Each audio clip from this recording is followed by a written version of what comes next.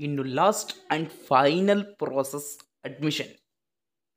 ಇವೆಲ್ಲ ಕೌನ್ಸಿಲಿಂಗನ್ನು ಮುಗಿಸಿಕೊಂಡು ಲಾಸ್ಟ್ ಏನಿರುತ್ತೆ ಇನ್ನು ಅಡ್ಮಿಷನ್ ಆಗೋದಿರುತ್ತೆ. ಓಕೆ, ಅವರು ಇಂತಹ ಕೋರ್ಸ್ಗೆ ಇಷ್ಟಿದೆ ಅಂತ ಅಮೌಂಟ್ ಹೇಳ್ತಾರೆ. ನೀವು ಜಾಯಿನ್ ಹೋಗೋಕ್ಕಾದರೆ ಆ ಹೇಳಿದ ಅಮೌಂಟ್ ಅನ್ನು ತಂದು ಅಲ್ಲಿ ಪೇ ಮಾಡಿ ಒಂದು ಲೆಟರ್ ಮೇಲೆ ಎಲ್ಲ ಕ್ಯಾಟಗಿರಿ ಅಮೌಂಟು ಪ್ರತಿಯೊಂದು ಬರೆದಿರುತ್ತೆ. ಓಕೆ, ಅವ್ರ ಸ್ಲಿಪ್ಪನ್ನು ಅಲ್ಲೇ ಕೊಡಬಹುದು ವಿನಃ ಬೇರೆ ಬ್ಯಾಂಕಿಗೆ ಹೋಗಿ ಅಲ್ಲಿ ಕಟ್ಟಬಹುದು ನೀವು ಅಮೌಂಟು. ಇನ್ನು ಏನಿಲ್ಲ, ಅಡ್ಮಿಷನ್ ಆದ ನಂತರ ಎಲ್ಲ ಕೌನ್ಸಿಲಿಂಗ್ ಮುಗಿದ ಹಾಗೆ.